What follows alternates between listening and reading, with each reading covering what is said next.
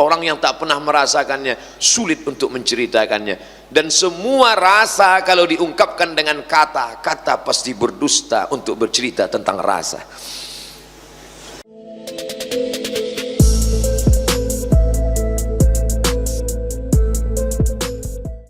Assalamualaikum warahmatullahi wabarakatuh. Teman-teman, berjumpa kembali dengan Enjoy Channel. Pada video kali ini teman-teman, kita akan membahas terkait Ustadz Abdul Somad. Beberapa hari ini, sebagaimana kita ketahui, banyak masyarakat, banyak netizen yang menyoroti terkait perceraian Ustadz Abdul Somad. Hari-hari ini banyak dibicarakan.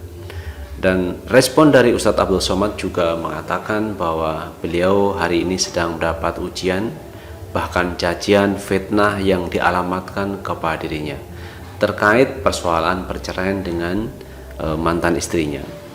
Perceraian adalah hal yang biasa bagi masyarakat, bagi orang yang berumah tangga. Tetapi menjadi tidak biasa karena yang bercerai ini adalah seorang Ustadz yang populer, Ustadz yang banyak didengar masyarakat, yaitu Ustadz Abdul Somad. Nah teman-teman, akan kita bahas lebih lanjut terkait Ustadz Abdul Somad ini. Namun silahkan teman-teman tekan tombol subscribe dan tanda lonceng notifikasi agar tidak ketinggalan video-video terbaru dari kami.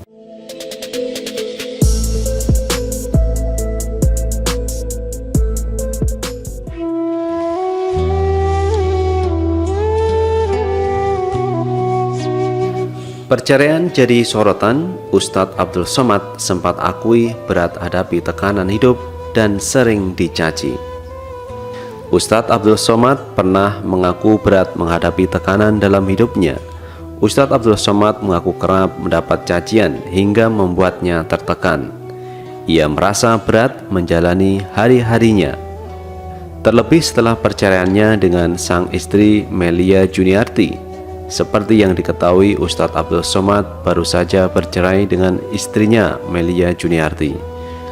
Perceraian pria yang akrab disapa dengan Ustadz Abdul Somad atau Uwas itu begitu menghebohkan publik. Pasalnya sebelumnya rumah tangga Uwas dengan sang istri tampak adem ayem dan jauh dari isu yang tidak sedap. Perceraian pun sebelumnya juga tidak tercium oleh media. Publik banyak bertanya-tanya apa penyebab keduanya bercerai.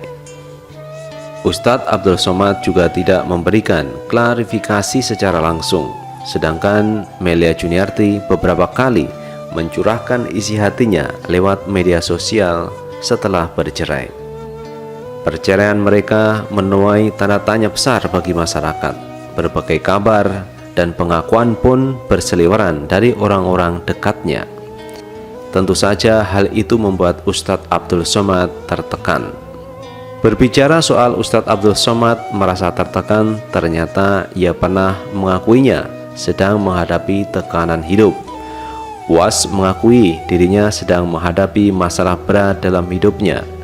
Saya termasuk sedang dalam menghadapi tekanan berat, ejekan, cacian, makian, hujatan di internet luar biasa, ungkap Ustadz Abdul Somad di sela-sela ceramahnya di hadapan para jamaahnya, seperti yang dikutip dari Asbab Dakwah yang diposting pada hari Jumat 13 Desember 2019. Namun setelah mengobrol dengan gurunya, diakui Uwas perasaannya menjadi lapang. Hingga akhirnya Ustadz Abdul Somad tersadar mengenai masalah keadaan yang menimpa dirinya. Uwas mengungkapkan curhatannya kepada Ustadz Abdullah Hadromi. Lalu ia diingatkan agar dirinya mengingat 3 perkara dalam hidup. Pertama, ia diingatkan agar tidak ada satupun manusia yang selamat dari lidah manusia. Misalnya ejekan, cacian hingga fitnah dan lain sebagainya. Oleh karena itu, Uwas menyarankan agar setiap manusia hendaknya bersabar. Jadi kalau dicaci, dimaki, sabar, tidak ada satupun di dunia ini yang selamat dari omongan orang. Jelasnya, menurutnya mustahil bagi seorang yang menyangka dirinya selamat dari omongan manusia. Kedua, Uwas diingatkan bahwa hidup itu memang sulit. Selama kau jalani hidup, maka hidup ini tidak akan ada tenangnya.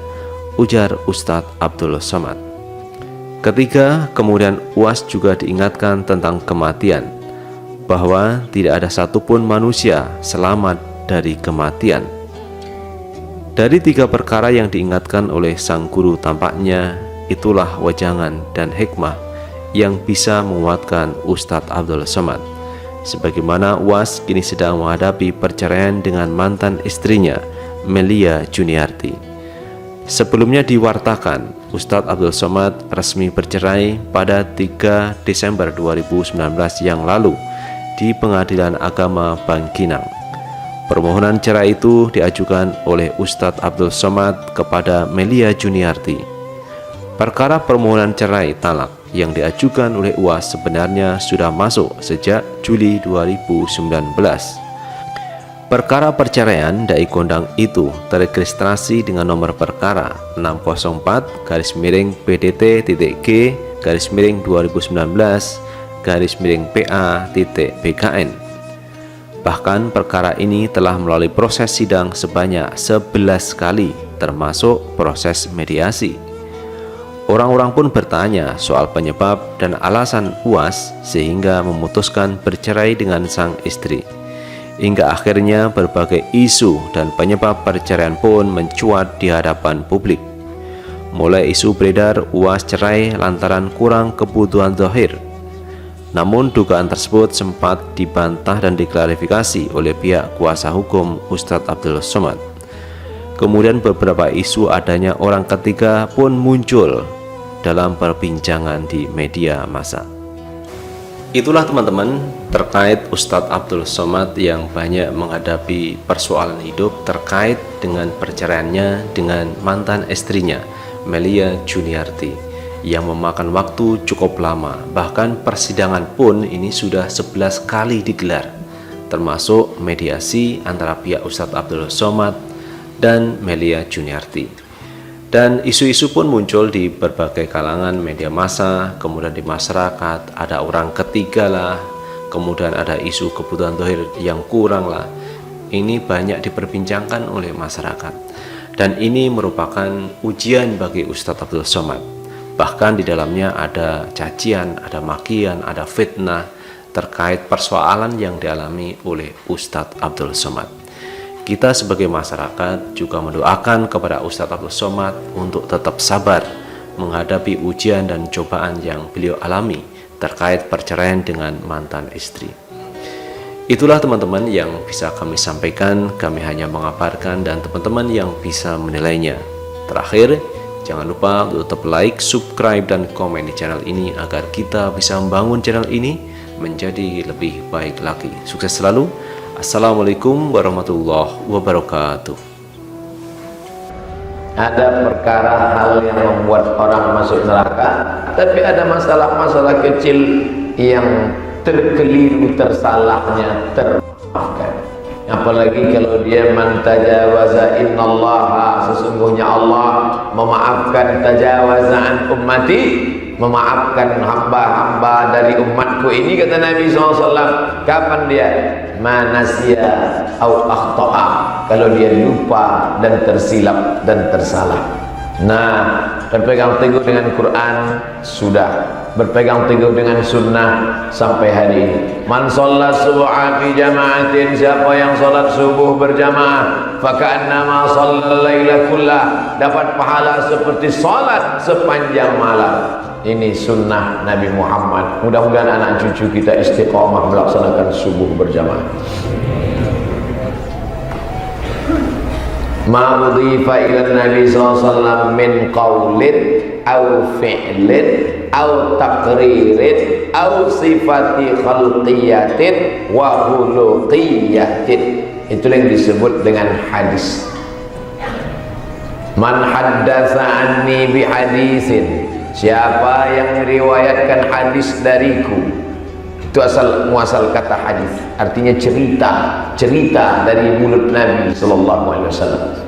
Man haddatsa bi hadisin, siapa yang menceritakan suatu cerita hadis dari Nabi, yura annahu kadhibun, terlihat tanda-tanda bahwa dia bohong, pendusta, fahuwa ahadul kadzibaini, fahuwa ahadul kadzabin, maka dia termasuk pendusta. Adapun istilah sunnah, Nabi mengatakan, alaikum bisunnati, hendaklah kalian mengikut sunnahku. Makanya di Suriah ada namanya Darul Hadis, tempat belajar hadis. Tapi di Ciputat ada namanya Darus Sunnah, Profesor Dr. Ali Mustafa Yaakob. Jurusan apa kuliahnya? Fakultas Usuluddin, jurusan hadis. Tapi di UKM, Universiti Kebangsaan Malaysia, jabatan Al-Quran dan Sunnah. Karena sebagian ulama mengatakan hadis dan sunnah adalah sinonim. Kau tadi belajar apa? Belajar hadis. Kau tadi belajar apa? Belajar sunnah. Tapi ada juga yang membedakan. Ada yang mengatakan hadis lebih umum. Cerita Nabi sejak lahir dari kecil sampai menerima wahyu, sampai pindah ke kota Madinah, sampai meninggal, hadis. Adapun sejak dia jadi Nabi sampai meninggal jadi dalil hukum sunnah.